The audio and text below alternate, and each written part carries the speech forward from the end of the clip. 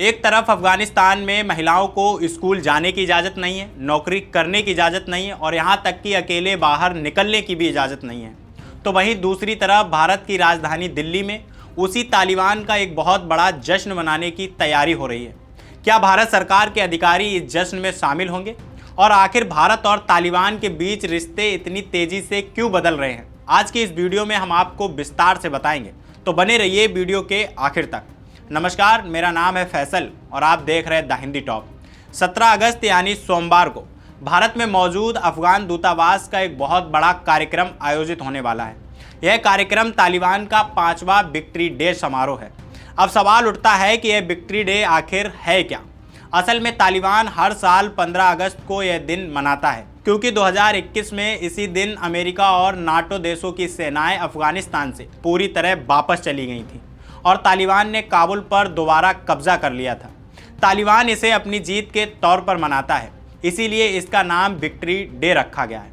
अब यहाँ सबसे दिलचस्प और चौंकाने वाली बात यह है कि टाइम्स ऑफ इंडिया की एक रिपोर्ट के मुताबिक इस कार्यक्रम को सिर्फ अफगान दूतावास का ही समर्थन नहीं है, बल्कि भारत सरकार का भी इसमें समर्थन हासिल है। और तो और इस बात की पूरी संभावना जताई जा रही है कि भारत सरकार के वरिष्ठ अधिकारी भी इस कार्यक्रम में शामिल होने वाले हैं।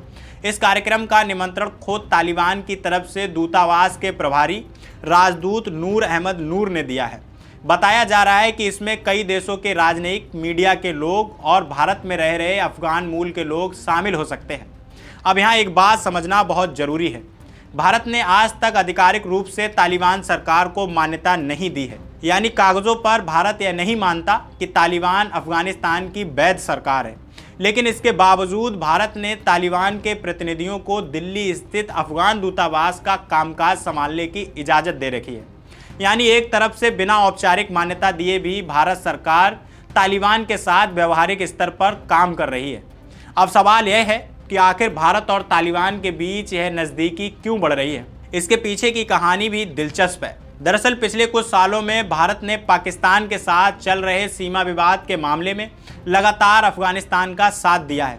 इसके बदले में तालिबान ने भी जम्मू कश्मीर पर भारत की संप्रभुता के दावे का समर्थन किया है। रिपोर्ट के अनुसार पिछले साल तालिबान की तरफ से जारी एक संयुक्त बयान में जम्मू कश्मीर को भारत का हिस्सा बताया गया था और पहलगाम में हुए आतंकी हमले की तालिबान ने निंदा भी की थी। दोनों देशों के बीच यह नज़दीकी सिर्फ बयानबाजी तक सीमित नहीं है, बल्कि ज़मीन पर भी नज़र आ रही है। पिछले साल अक्टूबर में अफगानिस्तान के विदेश मंत्री आमिर खान मुत्तकी भारत आए थे और इसी यात्रा के दौरान दोनों देशों के रिश्तों में काफ़ी मजबूती देखी गई।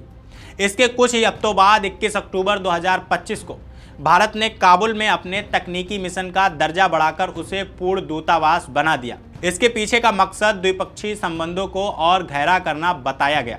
इसके बाद से तालिबान सरकार के कई मंत्री भी अलग अलग मौक़ों पर भारत का दौरा कर चुके हैं। इनमें उद्योग मंत्री नूरुद्दीन अजीज़ी, स्वास्थ्य मंत्री नूर जलाल जलाली और कृषि मंत्री अताउल्ला ओमारी जैसे नाम शामिल हैं। यानी सिर्फ बातचीत नहीं, बल्कि उच्च स्तरीय मुलाकात का सिलसिला लगातार जारी रहा है। और यह सिर्फ राजनीतिक स्तर पर ही नहीं है, भारत अफगानिस्तान में विकास कार्यों में भी बड़े पैमाने पर निवेश कर रहा है। रिपोर्ट के मुताबिक अफगानिस्तान के सभी 34 प्रांतों में भारत की मदद से बिजली, पानी की आपूर्ति, कनेक्टिविटी और स्वास्थ्य, शिक्षा, कृषि जैसे तमाम क्षेत्रों में 500 से ज़्यादा परियोजनाएं चल रही हैं। और इतना ही नहीं, भारत ने वित्त वर्ष 26-27 के अपने केंद्रीय बजट में अफगानिस्तान के लिए 150 करोड़ रुपए भी अलग से आवंटित किए हैं। अब यहाँ एक दूसरा पहलू भी समझना बहुत ज़रूरी है। जिस वक्त भारत और तालिबान के रिश्ते मजबूत हो रहे हैं, उसी वक्त अफगानिस्तान में महिलाओं की स्थिति दुनिया के सबसे गंभीर मानवाधिकार संगठनों में गिनी जा रही है।